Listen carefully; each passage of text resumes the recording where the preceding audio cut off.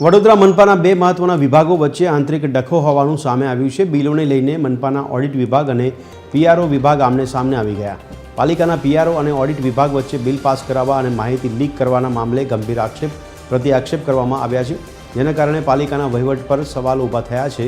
PRO વિભાગે audit વિભાગ પર માહિતી લીક કરવાનો આરોપ લગાવ્યો તો ઓડિટ વિભાગના ચીફ ઓડિટરે આરોપ લગાવ્યો કે ઓક્ટોબરમાં થયેલ કોન્સર્ટના 62 લાખ અધધ બિલમાં બિનજરૂરી ખર્ચ મુકાયો છે। ચીફ ઓડિટરે કહ્યું કે આ પ્રકારના બિલ મેં મારા નોકરી કાર્યકાળમાં ક્યારેય જોયા નથી। તો વિવાદ અને આક્ષેપબાજી બાદ મામલો સ્ટેન્ડિંગ કમિટી સુધી પહોંચ્યો હતો। સ્ટેન્ડિંગ કમિટીના ચેરમેન ડૉક્ટર શીતલ મિસ્ત્રીએ બંને વિભાગના અધિકારીઓને બોલાવી મામલો થાળે પાડવાના પ્રયાસો કર્યા।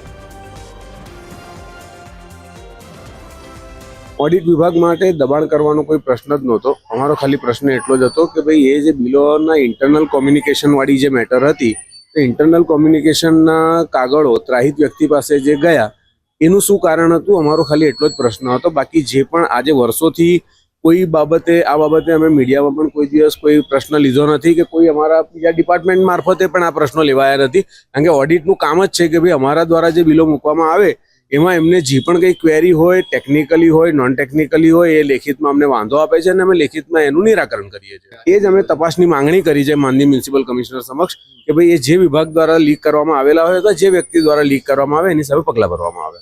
બિલ 62,46,000નું છે અને બિલમાં મુખ્યત્વે જેટલી આઇટમ દર્શાવી છે એની સામે એસઓઆરના નંબર લખ્યા છે, પરંતુ ક્વોન્ટિટી અને રેટ દર્શાવેલ નથી। એ મુખ્ય ક્વેરી હતી અમારી।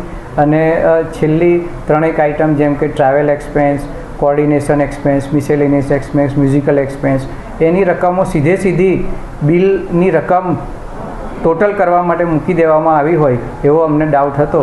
એટલા માટે અમે પીઆરઓ વિભાગમાં વાંધાથી એ બિલને નવેમ્બર માસમાં મોકલેલું હતું।